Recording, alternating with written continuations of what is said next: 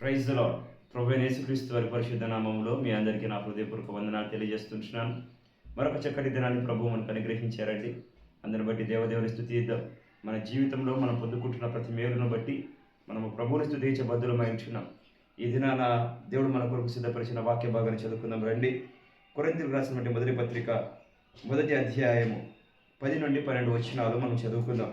సహోదరులారా, మీరందరూ ఏకభావంతో మాట్లాడవలెననియు, మీలో కక్షలు లేక ఏక మనసుతోనూ ఏక తాత్పర్యముతోనూ మీరు సన్నద్ధులై ఉండవలెననియు మన ప్రభువైన యేసుక్రీస్తు పేరిట మిమ్మును వేడుకొనుచున్నాను.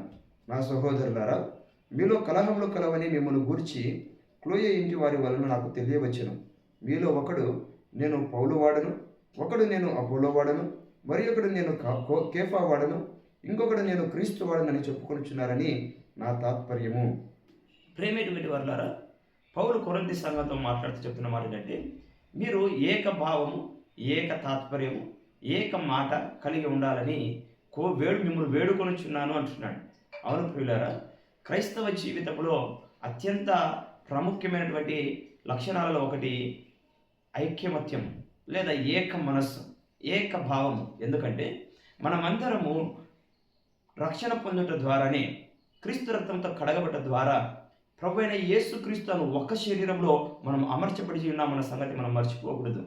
క్రైస్తవుడా, మనము వేరు వేరు సంఘాలలో, వేరు వేరు ప్రాంతాలలో, వేరు వేరు పట్టణాలలో, వేరు వేరు దేశాల్లో మనం ఉండొచ్చు, కానీ మనమందరము క్రీస్తు యేసులోనికి బాప్తిసం పొందామని హెబ్రీ గ్రంథకర్త అంటాడు. మనమందరం క్రీస్తులోనికి బాప్తిసం పొందిన వారం, అనగా ఒక్క శరీరంలోనికి మనం వెళ్ళాం. క్రీస్తు యేసు అను ఒక నామంలో మనం బాప్తిసం పొందాం. క్రీస్తు యేసు అను ఒక్కని రక్తము ద్వారానే మనందరికీ పాపక్షమాపణ దొరికింది. మనమందరము ఆ ఒక్కడైన యేసుక్రీస్తునందు విశ్వాసం ఉంచుతున్నప్పుడు మనమందరము కూడా ఏక తాత్పర్యము, ఏక భావము, ఏక మాట కలిగి ఉండవలసిందిగా చాలా ప్రాముఖ్యమైనటువంటి విషయం. నేడు చూస్తే ఒకే కుటుంబంలో ఉన్నటువంటి మరి భార్యాభర్తల మధ్య ఆ ఏకభావము, ఏక తాత్పర్యం కనపడట్లేదు. ఒకే ఇంటిలో ఉన్నటువంటి తండ్రి కొడుకుల మధ్య ఆ ఏక స్వారూప్యత కనపడట్లేదు. ఒకే ఇంటిలో ఉన్న అన్నదమ్ముల మధ్య ఏక స్వారూప్యత కనపడట్లేదు. సంఘాలలో కనపడట్లేదు, సమాజంలో కనపడట్లేదు. అయితే ఈ లోకానికి క్రైస్తవుని వెలుగుగా యేసుప్రభువు వారు వర్ణించారు. మనం ఈ లోకానికి వెలుగై ఉన్నామండి.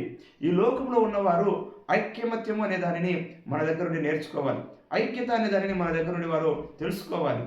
అటువంటి ఐక్యమత్యాన్ని మనము మన కుటుంబాల ద్వారా, మన సంఘముల ద్వారా ఈ లోకానికి కనపరచవలసిన వారమై ఉంటున్నాం. నా ప్రియమైనటువంటి వాళ్ళ ఇక్కడ పౌలు గారు అంటూ, మీరందరూ ఏకభావము, ఏక తాత్పర్యం కలిగి ఉండండి. మీరు విభజించబడొద్దు, వేరువేరుగా ఉండొద్దు. అవునండి, వేరువేరు అభిప్రాయాలు ఉంటాయి. అయితే ఒకరి అభిప్రాయాన్ని ఒకరు గౌరవించుకోవాలి. మెట్టుకు మనం అందరము దేవుని యొక్క వాక్యానికి లోబడి ఒకరి మనసుతో ఒకరు పెనవేసుకొని, ఒకరితో ఒకరు సహృదయులమై, ఒకరితో ఒకరు మంచి ఆలోచన, మంచి నడవడికతో ఉండి దేవుని యొక్క చిత్తానుసారంగా మనం ముందుకు నడవాలి. యాకోబు పత్రికలో యాకోబు అంటాడు, మీలో ఎవడైనా రోగి అయి ఉంటే ఆ ఇంటికి వెళ్ళి ప్రార్థన చేయమన్నాడు.